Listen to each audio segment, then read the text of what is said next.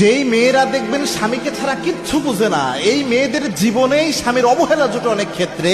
তবে এর একটা কারণ আছে, এবং এই স্বামীদেরকেও আল্লাহ একটা প্রশ্ন কিয়ামতে করবে। অনেক মেয়ে রয়েছে দেখবেন কোনো দিকে তার কোনো তাল নাই, তার স্বামীর সন্তুষ্টি মনে হয় যে তার জন্য সন্তুষ্টি থাকার একটা মাধ্যম, এবং কি যে কোনো মূল্যে সে স্বামীকে চায়, স্বামীকে সে কোনো কিছুর সাথে সহ্য করতে পারে না, তার স্বামীকে একদম নিঃস্বার্থভাবে সে ভালোবাসে। এরকম টাইপ স্বামী ভক্ত যে মেয়েরা হয়, তারা অনেক সময় এমন হয় ওই স্বামীর পক্ষ থেকে অবহেলার শিকার হয়, বিভিন্নভাবে স্বামীর পক্ষ থেকে কষ্টের শিকার হয়। এবং এটার একটা কারণ রয়েছে।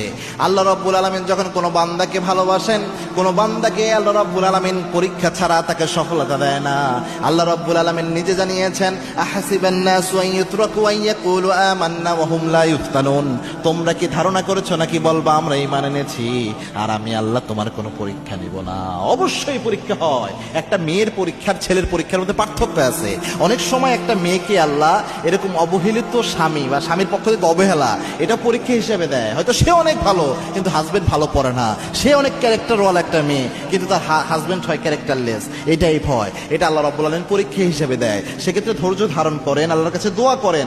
পাশাপাশি মনে রাখবেন যে স্বামীরা এরকম জুলুম করে, কিয়ামতের দিন আল্লাহ রাব্বুল আলামিন কুল্লুকুম রাঈন ওয়া কুল্লুকুম মাসউলুন আন রায়াতিহি, আল্লাহ তাদেরকে জিজ্ঞাসাবাদ করবেন কতটুকু অধিকার